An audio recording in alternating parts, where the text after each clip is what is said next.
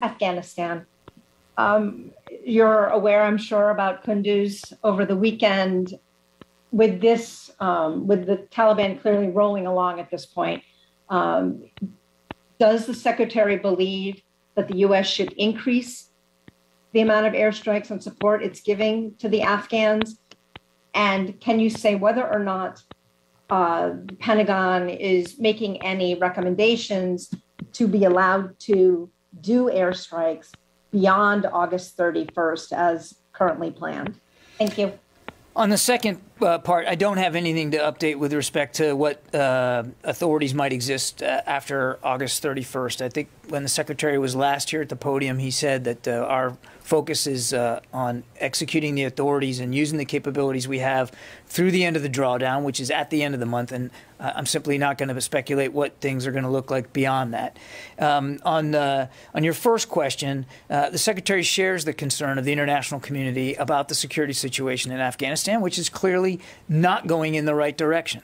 The Secretary continues to believe that the Afghan forces have the capability, they have the capacity to make a big difference on the battlefield. He has maintained that we will continue to support them with the authority where and when feasible, understanding that it's not always going to be feasible. But where and when feasible, we'll continue to support them with airstrikes, for instance. The other thing is we're focused, as we should be, given the president's direction, we're focused on completing the drawdown by the end of the month and by transitioning to a different bilateral relationship with Afghan forces that will be one of support, financial and logistical maintenance support from outside the country. That's the focus. That's what we're driving at. But again, as we have the authorities and capabilities, and obviously we have fewer capabilities now than we did before the drawdown. But as we have them and have them available, we'll use them where and when feasible. Follow-up about Afghanistan, please. Go ahead. Thank you very much, John. Appreciate it. As she mentioned, Taliban increased their attacks in Afghanistan and they control most of the key provinces in Afghanistan. Even President Ghani and his Afghan Prime Minister said that behind of those Taliban activity, Pakistan. And Afghan people ask that why United States, especially Pentagon, doesn't bring pressure on Pakistan. And we don't, Afghan people did not understand that Pakistan is their enemy or a friend.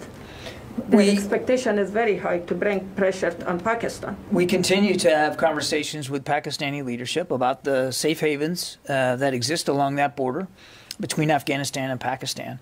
And we're mindful that those safe havens are only providing a source of more insecurity, more instability inside Afghanistan. And we're not bashful about having that discussion with Pakistani leaders. We're also mindful that Pakistan and the Pakistani people also fall victim to terrorist activities that emanate from that same region. So we're all, we all have a shared sense of the importance of closing down those safe havens and not allowing them to be used by the Taliban or other terrorist networks to sow discord. And again, we're having that conversation with the Pakistanis all the time. John, yeah, go ahead, Lucas. John, why aren't you doing more to help the Afghan forces? As I said, Lucas, we are continuing to support them. And I assume you're asking about airstrikes, I'm guessing, because we are helping Afghan forces in a myriad of other ways. But I'm assuming that's your question. And as I said to Lita, nothing has changed about the fact that we have the authorities to do it throughout the drawdown.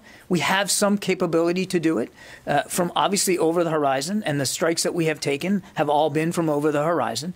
And we'll continue to use those capabilities where and when feasible. But as I said, Lucas, it's not always going to be feasible in every case. And the Taliban have been making advances, no question. The Afghans have capacity. They have capability. They have a capable Air Force. And as I said weeks ago, I think whatever the outcome here, when we look back, we're going to be able to know, we're going to be able to say that it was driven by leadership, Afghan leadership, political and military leadership. That's what's vital here. When you say that the Afghan forces have the means to defend themselves, what proof do you have? They've lost now 6 provincial capitals in Afghanistan. I have the proof that they have a force of over 300,000 soldiers and police They have a modern Air Force, an Air Force, by the way, which we continue to contribute to and to improve. They have modern weaponry. They have an organizational structure. They have a lot of advantages that the Taliban don't have. Taliban doesn't have an Air Force. Taliban doesn't own airspace. They have a lot of advantages. Now they have to use those advantages. They have to exert that leadership, and it's got to come both from the political and from the military side. Is there any sign that they're using those advantages right now in the country? I'm not going to get into an assessment every day here, Lucas, district by district, provincial capital by provincial capital, where, as I said at the very beginning of my answer, the Secretary's watching this closely, and we're deeply concerned about the trends and where it's going. The reason why not is because it's their country to defend now. This is their struggle. The Commander-in-Chief has given us a new mission, and that mission is to draw down by the end of this month, and that's where we're moving to. What it looks like beyond that, I'm simply not going to speculate. But this is their country. These are their military forces. These are their provincial capitals, their people to defend, and it's really going to come down to the leadership that they're willing to exude here at this particular moment. Sorry, Yeah, go ahead. Go ahead. John, as far as United Nations are concerned, have United Nations asked or their members any role in Afghanistan now after the U.S. leaves Afghanistan? And also, what role you think now India and Pakistan should or are playing there? I won't answer the UN question. That's really for my colleagues at the State Department and the UN ambassador up in New York City. That's out of our lane. But to your second question, we want all neighboring countries, to not take actions that make the situation in Afghanistan more dangerous than it is already, and to continue to try to use international pressure to get a negotiated, peaceful, political